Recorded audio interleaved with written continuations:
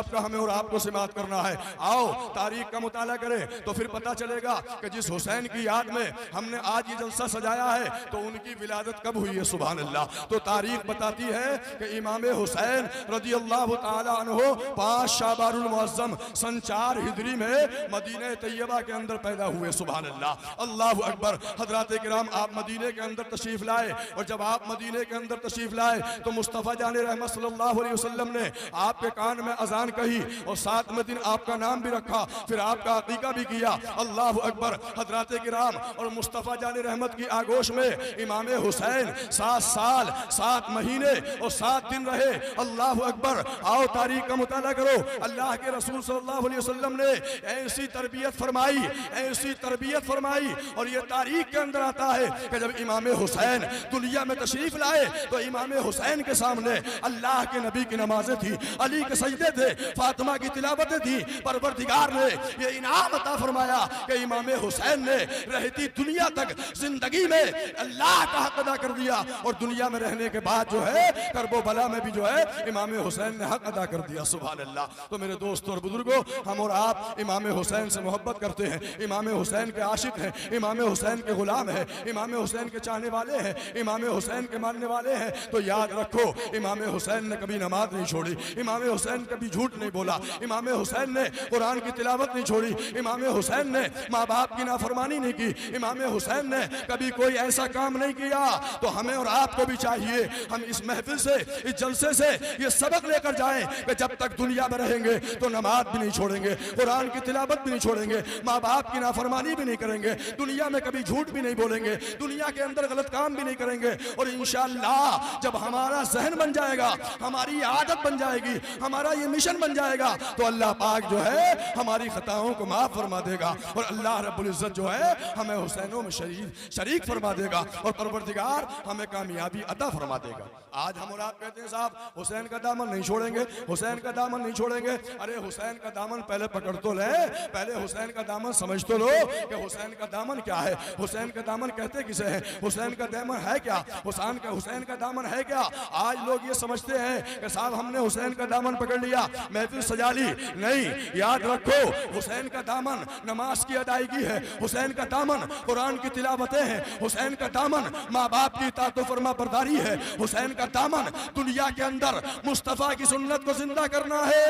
ये दुनिया के सारे अमल ऐसे हैं अगर आपने ये अदा कर लिए तो समझ लो कि आपने हुसैन के दामन को थाम लिया और जिसने हुसैन के दामन को थाम लिया उसे अल्लाह कामयाबी अता फरमा देता। ये हुसैन का दामन है। आज लोग नारा लगाते हैं कि साहब हुसैन का दामन नहीं छोड़ेंगे, गरीब नवाज का दामन नहीं छोड़ेंगे, गौसे पाक का दामन नहीं छोड़ेंगे, अल्लाह के रसूल का दामन नहीं छोड़ेंगे। अरे हमने अभी पकड़े ही कहा है, दामन तो वही है कि हमें नमाजें नहीं छोड़ना है, कुरान की तिलावत नहीं छोड़ना है, माँ बाप की इताअत व फरमा बरदारी करना है। हमें इन जलसों से यही पैगाम लेकर जाना है, इन जलसों से हमें यही सबक लेकर जाना है। हम इतना पैसा खर्च कर रहे हैं, अपना वक्त खर्च कर रहे हैं, अपना टाइम लगा रहे हैं, अपनी रात की नींद कुर्बान कर रहे हैं, तो हम ये सबक लेकर के जाएं कि किस लिए हमने ये जलसा सजाया है। आज हमारे माशरे का ये हाल है कि हमारी रात भी गुजर जाती है, दिन भी गुजर जाता है, हमें ये मालूम ही नहीं है कि नमाज फजर कहाँ चली गई, नमाज जोहर कहाँ चली गई, नमाज असर कहाँ चली गई, नमाज मगरिब कहाँ चली गई, नमाज ईशा कहाँ चली गई। नौजवानों का ये हाल है। हजरात मैं आपसे गुजारिश करूंगा कि दुनिया में रहने के बाद ये इरादा कर लो और ये अपने जहन में बिठा लो कि जब तक दुनिया में रहेंगे नमाज को भी अदा करते रहेंगे, दुनिया में रहेंगे कुरान की तिलावत भी करते रहेंगे, दुनिया में रहेंगे मुस्तफा की सुन्नतों को जिंदा भी करते रहेंगे।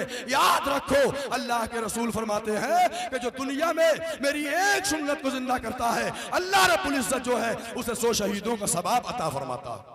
कितना बड़ा सवाब है। आपने कभी सोचा है कि एक सुन्नत को जिंदा करने में कितना बड़ा सवाब है? 100 शहीदों का सवाब है। अब आप सोचोगे ऐ मौलाना कि सुन्नत कैसे जिंदा हो जाएगी, हमें इसमें बड़ा वक्त लगेगा, हमें बड़ी परेशानी आएगी, हमें बड़ी दुश्वारी आएगी। तो आओ तवज्जो करो और मुताला करो। अल्लाह के रसूल फरमाते हैं अगर आपने बैठकर पानी पी लिया तो ये एक सुन्नत जिंदा हो गई, आपने बैठकर खाना खा लिया ये एक सुन्नत जिंदा हो गई, आपने जनाबे वाला किसी को सलाम कर लिया ये एक सुन्नत जिंदा हो गई, आपने किसी को रास्ता बता दिया ये एक सुन्नत जिंदा हो गई। आपने रास्ते से अगर किसी कंकर को हटा दिया, ये एक सुन्नत जिंदा हो गई। अगर आप मुस्कुराकर किसी से कलाम कर लिया, ये एक सुन्नत जिंदा हो गई। पता ये चला कि तुमने जो है 2-4 मिनट में 2-4 सुन्नतें जिंदा कर दी। कसम खुदा की, परवरदिगार ने तुम्हारे नामे अमाल में 100 नहीं बल्कि 1000 नेकियां अता फरमा दी। और अल्लाह ने जो है तुम्हारा शुमार बेशुमार जो है शहीदों में अल्लाह ने तुम्हारे नाम को दर्ज फरमा दिया। नारे तकबीर, इंशाअल्लाह नारे रिसालत, हम मौलाना रिजवान साहब किबला, नारे तकबीर, नारे रिसालत। हज़रात, वाह वाह सुभान अल्लाह। अगर इस बात को सोचें कि मुस्तफ़ा की सुन्नत को जिंदा करना है तो इंशाअल्लाह उल अज़ीज़ आपको वक्त भी नहीं लगेगा और आपका काम भी हो जाएगा, आपको टाइम भी नहीं लगेगा और आपको मालूम भी नहीं होगा और आप मुस्तफ़ा जाने रहमत की सुन्नत को जिंदा भी कर देंगे। समझ गए? तो आप इस बात का ख्याल रखें। तकरीर तो आप इंशाअल्लाह जो है इमाम हुसैन के ऊपर आप जो है कारी मुबीन साहब से भी सुनेंगे, जलीस साहब भी आपको बताएंगे, मुफ्ती इरशाद साहब भी बताएंगे। लेकिन आज रोजमर्रा के अंदर जो बातें हमारे काम आने वाली हैं, जिन चीजों की जरूरत है, हमें उसे भी सीखना चाहिए। समझ गए? उसे भी समझना चाहिए। बड़ी अच्छी बात है आपने ये प्रोग्राम सजाया है। ये जलसों की वजह है कि जो आज कौमे मुस्लिम तक उलमा की आवाज पहुंच जाती है। समझ गए? बात पहुंच जाती है, कोई मसले पहुंच जाते हैं, शरीयत का पैगाम पहुंच जाता है, कुरान का पैगाम पहुंच जाता है। आज हम और आप देख रहे हैं और हम और आप समझ रहे हैं कि आज दुनिया के अंदर इंसान कहता मैं बड़ा परेशान हूँ, बड़ी तकलीफ है, बड़ी दुश्वारी है, बड़ा कमाता हूँ, सब कुछ सही है, लेकिन अब जो है आलिम की बारगाह में आन के कहता है कि मुझे बड़ी परेशानी है। कभी ये सोचा है किस लिए परेशानी है? अरे कमा भी रहा है, सब कुछ ठीक है, सब कुछ बढ़िया चल रहा है, वजह क्या है? अरे वजह यह है कि दुनिया की दौलत एक तरफ और अल्लाह का नाम एक तरफ। इसलिए कि अल्लाह ने इरशाद फरमाया कि दुनिया की दौलत से सुकून नहीं मिल सकता है, अगर सुकून मिल सकता है तो अल्लाह के जिक्र से मिल सकता है। अल्लाह ने कुरान में फरमाया अला बिज़िक्रिल्लाहि तत्मइन्नुल कुलूब, आगाह हो जाओ, खबरदार हो जाओ, तुम्हारे दिलों को सुकून मिल सकता है तो अल्लाह के जिक्र से मिल सकता है, अल्लाह के रसूल के जिक्र से मिल सकता है। समझ गए?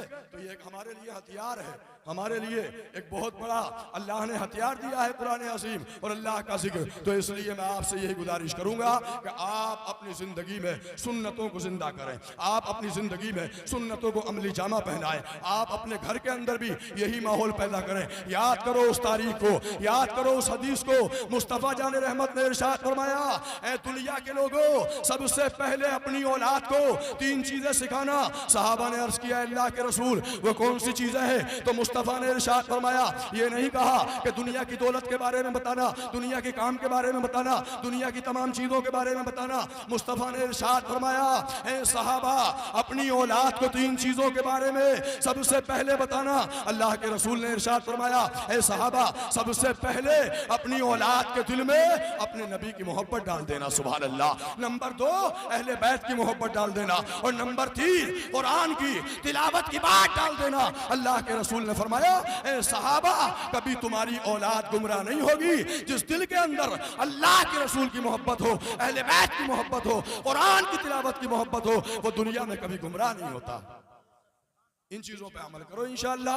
आज हमारे अंदर देखा जाता है दुनिया की मोहब्बत है, दुनिया की माल की मोहब्बत है, दुनिया की कामों की मोहब्बत है, अच्छे अच्छे मकानों की मोहब्बत है, अच्छे अच्छी सवारियों की मोहब्बत है, तमाम चीज़ों की मोहब्बत है, लेकिन अल्लाह के रसूल की मोहब्बत नहीं है। समझ गए? अहले बैत की मोहब्बत नहीं है, कुरान की तिलावत की मोहब्बत नहीं है। अरे आप ये समझते हैं, मैं ये समझता हूँ कि कामयाबी जो है अच्छे मकान बनाने में है, कामयाबी जो है अच्छी सवारियों में है। अल्लाह करम फरमाए, अच्छी सवारियाँ अता कर दे, कोई बात नहीं है, अच्छे मकान अता कर दे, कोई बात नहीं है, लेकिन कामयाबी जो है अच्छे मकानों में नहीं है, अच्छी सवारियों में नहीं है, अच्छे खानदानों में नहीं है। अगर कामयाबी है तो मुस्तफ़ा की मोहब्बत में है, कामयाबी है तो खुदा की मोहब्बत में है, कामयाबी अगर है तो मुस्तफ़ा जाने रहमत की सुन्नत में है, कामयाबी अगर है। और कुरान कहता है, कुरान से पूछो कि कामयाब कौन है, कामयाब कौन लोग हैं, तुम्हें कुरान बताएगा। अल्लाह के रसूल सल्लल्लाहु अलैहि वसल्लम ने फरमाया, अरे तुम ये समझ रहे हो कि तुम कामयाब हो गए? अल्लाह ने कुरान में फरमा दिया, क़द अफ़लहल मुमिनून। कामयाब कौन है? कामयाब ईमान वाले हैं, कामयाब ईमान वाले हैं। और कौन कामयाब है? वो कामयाब है कि वल्लज़ीना हुम लिज़्ज़काति फ़ाइलून।